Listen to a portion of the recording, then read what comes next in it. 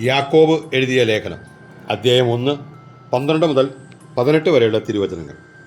പരീക്ഷകൾ ക്ഷമയോടെ സഹിക്കുന്നവൻ ഭാഗ്യവാൻ. എന്തെന്നാൽ അവൻ പരീക്ഷകളെ അതിജീവിച്ചു കഴിയുമ്പോൾ തന്നെ സ്നേഹിക്കുന്നവർക്ക് ദൈവം വാഗ്ദാനം ചെയ്തിരിക്കുന്ന ജീവൻ്റെ കിരീടം അവന് ലഭിക്കും.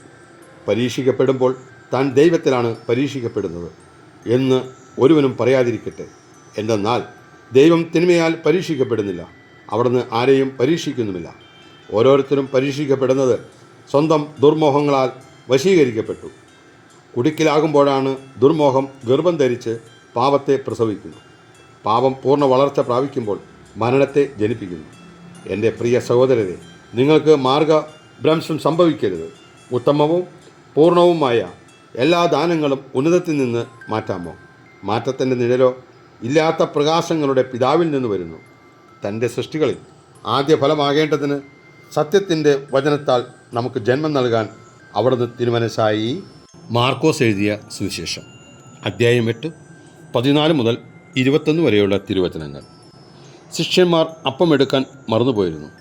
വഞ്ചിയിൽ അവരുടെ പക്കൽ ഒരപ്പം മാത്രമേ ഉണ്ടായിരുന്നുള്ളൂ. അവർ മുന്നറിയിപ്പ് നൽകി, നിങ്ങൾ ജാഗൃതരായിരിക്കുവിൻ. ഫാരിസേയരുടെയും ഹേരോദോസിൻ്റെയും പുളിപ്പിനെക്കുറിച്ച് കരുതലോടെയിരിക്കുവിൻ. അവൻ ഇങ്ങനെ പറഞ്ഞു, തങ്ങളുടെ പക്കൽ അപ്പം ഇല്ലാത്തത് കൊണ്ടാണെന്ന് അവർ പരസ്പരം പറഞ്ഞു. ഇത് മനസ്സിലാക്കിയ യേശു അവരോട് പറഞ്ഞു, നിങ്ങൾക്ക് അപ്പമില്ലാത്തതിനെക്കുറിച്ച് എന്തിന് തർക്കിക്കുന്നു? ഇനിയും നിങ്ങൾ മനസ്സിലാക്കുകയും ഗ്രഹിക്കുകയും ചെയ്യുന്നില്ലേ?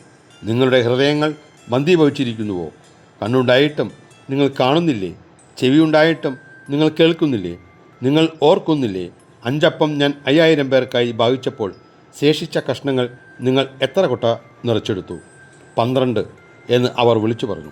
7 അപ്പം 4000 പേർക്ക് വീതിച്ചപ്പോൾ മിച്ചം വന്ന കഷ്ണങ്ങൾ നിങ്ങൾ എത്ര കൊട്ട എടുത്തു? 7 എന്ന് അവർ മറുപടി പറഞ്ഞു. അവൻ ചോദിച്ചു, എന്നിട്ടും നിങ്ങൾ ഗ്രഹിക്കുന്നില്ലേ?